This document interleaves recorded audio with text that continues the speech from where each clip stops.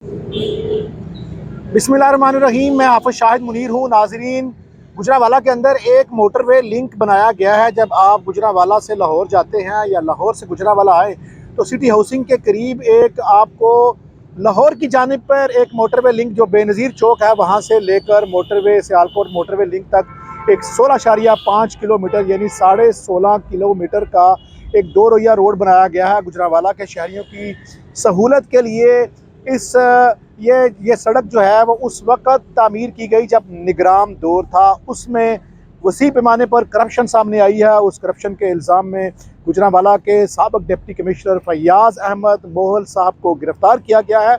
इस मुकदमे में 8 लोगों को नामज़द किया है। मैं उनके नाम बताता हूँ, फिर आपको कहानी सुनाता हूँ। उस वक़्त के जो एडिशनल डिप्टी कमिश्नर थे मुजतबा बरवाना, उनका नाम शामिल किया गया है। मियाँ तौसीफ़ अहमद AC सदर एंटी करप्शन के मुकदमे के नामजद मुलज़म है।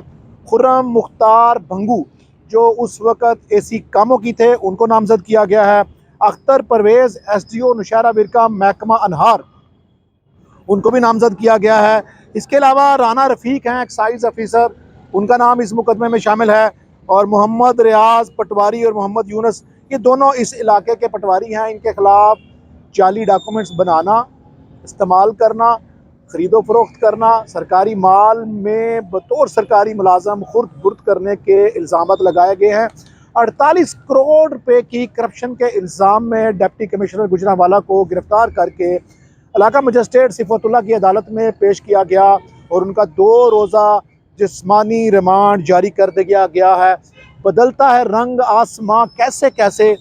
ये मैं DC ऑफिस में खड़ा हूँ, जहाँ पर कभी वो DC थे। यहाँ पर निगरान दौर में उन्होंने इलेक्शन भी करवाया, फिर उसके बाद वो यहाँ से तब्दील हो गए। उनके बाद तारिक महमूद कुरैशी साहब DC आए, फिर वो भी चले गए। आजकल नवीद अहमद साहब हैं।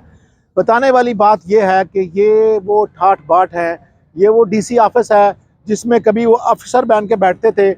आज यहाँ की अदालतों में वो बतौर मुल्ज़म पेश हुए हैं। बतौर साबिक़ DC होने की वजह से उनको हथकड़ी नहीं लगाई गई, चूँकि आला ब्यूरोक्रेट हैं। उनको अदालत में पेश किया गया है। 2 रोज़ा जिस्मानी रिमांड भी उनका दे दिया गया है। ये नाज़रीन मुकदमा कुछ यूँ है कि ये इस मोटरवे की ख़रीदो फ़रोख्त के अंदर इन साहिबान ने किया क्या है कि यहाँ पर जो एक तो जो ज़मीन थी वो ज़री ज़मीन थी। ज़री ज़मीन को सकनी यानी रिहायशी ज़मीन जब आप ज़ाहिर कर देते हैं तो खेतों की कीमत कम होती है, खुली ज़मीन की कीमत कम होती है, रिहायशी इलाकों की ज़मीनों की कीमत बहुत ज़्यादा होती है। इन्होंने डबल गेम किए हैं। एक लेटर इस्तेमाल किया है, एक लेटर चल रहा है जिसका नंबर है 4159 4159। ये लेटर एक बोगस लेटर है। एक लेटर जारी किया जाता है PHA को कि आप रिकवरी करें। उसी लेटर को बहाना बना के ये लेटर कभी चला जाता है AC कामों की पास, वहाँ पर जाकर इसका नंबर हो जाता है 4159 का नंबर हो जाता है 4194। ये नौशहरा विरका चला जाता है। करप्शन हो रही है, लेटर बोगस है, उसको सरकारी लेटर का डिस्पैच किया जाता है, उसका नंबर जाके 4194A हो जाता है। उस वक़्त के जो DRA थे, डिस्ट्रिक्ट रेवेन्यू ऑफिसर थे सोहेल अकरम, उन्होंने अपने बयान में कहा यार ये लेटर ही बोगस है। अब किया क्या गया है नाज़रीन, किया ये गया है कि वहाँ पर मिली भगत करके ये जो एक डिस्ट्रिक्ट की मीटिंग होती है जिसमें तमाम अफसरान बैठते हैं जो रेट शेड भी तय करते हैं। एक मीटिंग इनकी पहले होती है 6 मई को हुई है, फिर इनकी 8 अक्टूबर को हुई है। इस दौरान एक मीटिंग DC साहब लेते हैं 8 जुलाई 2023 को, और वहाँ पर 45 करोड़ के करीब 99,46 करोड़ के करीब ये रकम जो है वो खुर्द बुर्द कर ली जाती है। और जो सरकारी तौर पर इनके ऊपर इल्ज़ाम लगाया गया है वो लगाया गया है कि ये इन्होंने 48 करोड़ 71 लाख 6,326 रुपये की करप्शन किया। ये की कैसे है? ये बड़ा टेक्निकल काम है नाज़रीन। यहाँ की जो ज़मीनें थी, मैंने पहले बताया कि पहली बेईमानी ये की गई कि जो खेत थे, खलियान थे, उनको पहले तो सकनी बनाया गया कि रिहायशें हैं। यहाँ पर भी उनका पेट नहीं भरा, तो अब फिर उनमें से मुतअद्दिद ज़मीनों को उन्होंने कमर्शियल शो कर दिया। यार ये मार्केटें आ रही हैं, लोगों की अरबों रुपए की जायदादें हैं, लोगों का नुकसान हो जाएगा। ये एक धरन तख्ता किया गया, एक प्लानिंग की गई इस रियासत को, इस हुकूमत को, गरीबों के टैक्स से जो पैसा कटा उनको टीका लगाने के लिए। वो ये किया गया कि वो ज़मीन जिसकी कीमत 50 लाख रुपया फ़ी एकड़ थी, उसकी करीब कीमत जनाबे वाला बहुत सारी यानी मुतअद्दिद ज़मीनों की कीमत कितनी कर दी गई, 2 करोड़ 72 लाख। हाँ, 50 लाख 1 गुना 2 गुना 3 गुना, 50 लाख की बजाय उसकी कीमत शो की गई 2 करोड़ 72 लाख। ट्रिपल ट्रिपल पता नहीं कितने कितने बड़े टीके लगाए गए एकड़ एकड़ में। ये थी वो सारी खुर्द-बुद, और जिसमें ये सारे अफसरान जिनके मैंने नाम लिए, मियाँ तौसीफ़ एसी सदर, मुज्तबा बरवाना, अख्तर परवेज़, खुर्रम मुख्तार बंगू, ये सब ने मिलकर इस मुल्क को टीका लगाया। और इसमें गिरफ्तार बज़ाहिर गुजरांवाला के डीसी ने किया है। हमारे जो ज़राए हैं वो ये बता रहे हैं कि ये चूँकि तेज़ी में ज़मीनें ख़रीदी गई हैं, बार बार चीफ सेक्रेटरी साहब कहते थे कि ये कर दें वो कर दें। तो नाज़रीन, ये एक कहानी है। हमारे ज़राए ये भी बता रहे हैं कि गुजरांवाला में जो इस वक्त डायरेक्टर PHA हैं मियाँ अतीकुर रहमान, उन्होंने भी अपनी एक रिपोर्ट लिखी जिसमें उन्होंने इल्ज़ाम लगाया, अपनी रिपोर्ट में लिखा कि सिर्फ गुजरांवाला जिम खाना की तामीर और तरक्की के अंदर भी 30 करोड़ का टीका लगाया गया है यहाँ के लोगों को। वो इंक्वायरी चलती चलती पहुँच चुकी है चीफ सेक्रेटरी के पास। मियाँ अतीक ने उस वक्त की अपनी रिपोर्ट बनाकर गुजरांवाला के DC को लिखा कि ये इतना बड़ा रियासत का नुकसान किया गया, हुकूमत का नुकसान किया गया है। तो जाहिर है अल्टीमेटली इस रिपोर्ट को कोई दबा नहीं सकता। इसमें 30 करोड़ की करप्शन थी।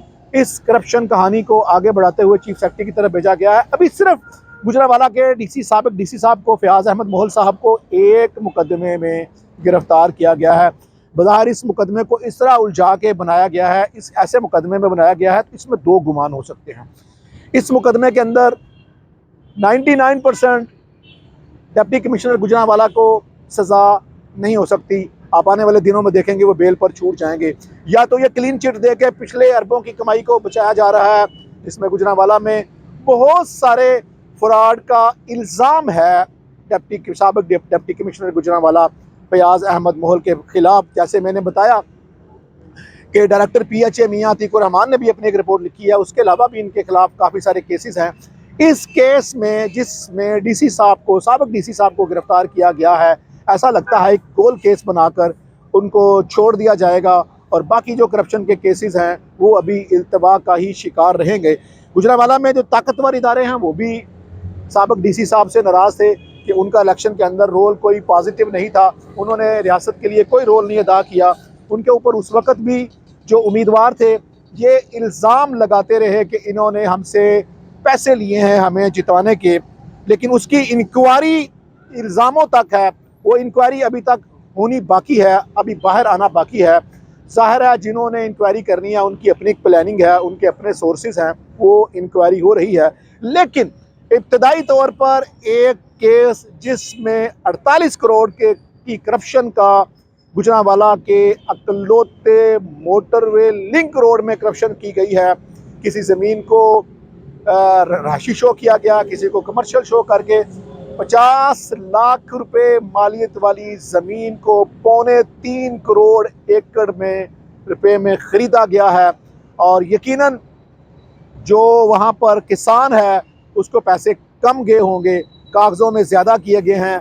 यही होता है ज़मीनों के केसेस में कि आप रजिस्ट्रियों में भी देखें आपकी करोड़ों रुपए मालियत की ज़मीन होती है, लेकिन होता क्या है कि आप उसके अंदर अपनी रजिस्ट्री की मालियत कम शो करते हैं। इसी तरह इन ज़मीनों के केसेस के अंदर भी कीमतें मालिकान को जो उन्होंने मांगी है यकीनन उनको दी गई होंगी, और लेकिन उनके खाते में करोड़ों रुपया निकाल कर इस मुल्क के अंदर, इस सूबे के अंदर, इस शहर के अंदर ये छोटी सी करप्शन है। आप ये समझ लें कि ये 16.5 किलोमीटर सड़क है, छोटी सी डबल सड़क है, उसके अंदर अगर 48 करोड़ का टीका लगाया गया है तो आप ये सोचें कि दीगर कामों में सरकारी अफसरान का, सरकारी मुलाजिमीन का, ठेकेदारों का, हर वो बंदा जिससे वो फाइल होके आती है उसका कितना कितना हिस्सा होगा। आज कल गुजरांवाला के साबिक DC साहब को दोबारा पेश किया जाएगा, फिर उसके बाद उनके केस की समाअत होगी, पता चलेगा क्या बनता है। लेकिन ये एक छोटी सी 16 किलोमीटर की सड़क की कहानी के अंदर 48 करोड़ है, तो आगे आपने अंदाज़ा लगाना है कि सरकारी सीट पर बैठकर अगर कोई शख्स बेईमान हो जाए, लूटना चाहे, तो वो उसको दिनों में कोई भी अरबपति बनने से नहीं रोक सकता।